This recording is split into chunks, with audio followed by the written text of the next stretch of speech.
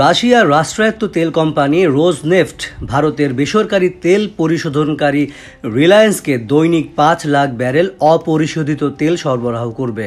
এটি এখন পর্যন্ত দুই দেশের মধ্যে সবচেয়ে বড় জ্বালানি তেল সরবরাহ চুক্তি।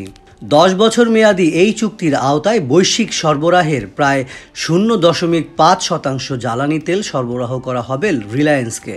বর্তমান বাজার দর অনুসারে এই পরিমাণ তেলের বার্ষিক মূল্য হবে প্রায় $13 বিলিয়ন। ইউক্রেনে হামলার কারণে বর্তমানে পশ্চিমা নিষেধাজ্ঞার সম্মুখীন রাশিয়া। রিলায়েন্স জানিয়েছে তারা রাশিয়া সহ আন্তর্জাতিক সরবরাহকারীদের সঙ্গে কাজ করে। চুক্তিগুলো বাজার পরিস্থিতির ভিত্তিতে করা হয়, তবে বাণিজ্যিক বিষয়ে গোপনীয়তার কারণে এর বেশি কিছু বলতে রাজি হয়নি কোম্পানিটি।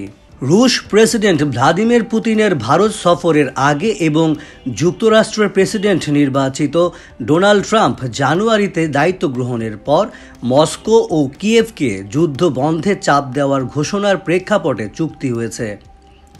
ভারতের মোট জ্বালানি আমদানির 1/3 বেশি হয়ে থাকে রাশিয়া থেকে।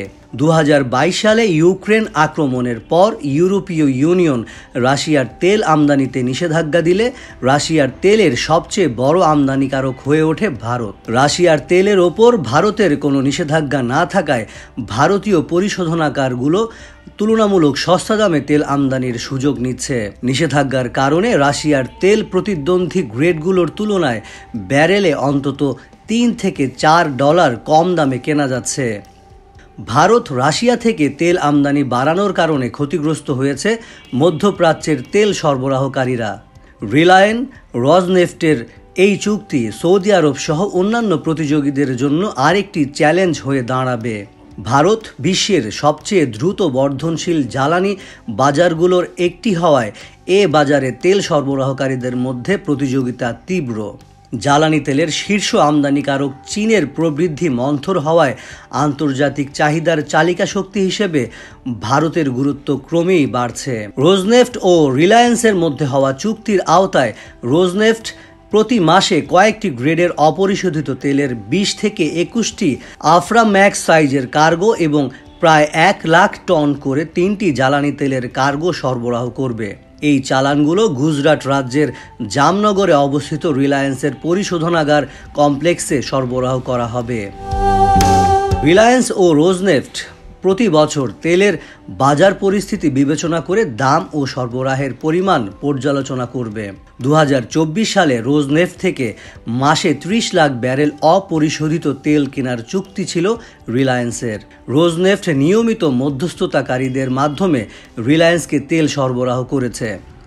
নতুন চুক্তির মাধ্যমে রোজনেফটের সমুদ্রপথে রপ্তানি করা তেলের প্রায় অর্ধেকই রিলায়েন্সকে সরবরাহ করা হবে। জানুয়ারি থেকে অক্টোবর পর্যন্ত রিলায়েন্সে প্রতিদিন গড়ে 4,05,000 ব্যারেল রুশ তেল আমদানি করেছে। গত বছরের একই সময়ে কোম্পানিটির রুশ তেল আমদানির দৈনিক গড় পরিমাণ ছিল 3,88,500 ব্যারেল। নভেম্বরে রোজনেফটের বোর্ড সভায় রোজনেফট ও রিলায়েন্সের মধ্যে নতুন চুক্তিটি আলোচনা ও অনুমোদন করা হয়। জানুয়ারি থেকে সরবরাহ শুরু হবে। আগামী 10 বছর এ সরবরাহ অব্যাহত থাকবে।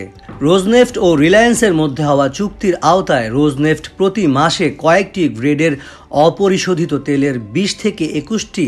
নভেম্বরে রোজনেফটের বোর্ড সভায় রোজনেফট ও রিলায়েন্সের মধ্যে নতুন চুক্তিটি আলোচনা ও অনুমোদন করা হয়। জানুয়ারি থেকে সরবরাহ শুরু হবে।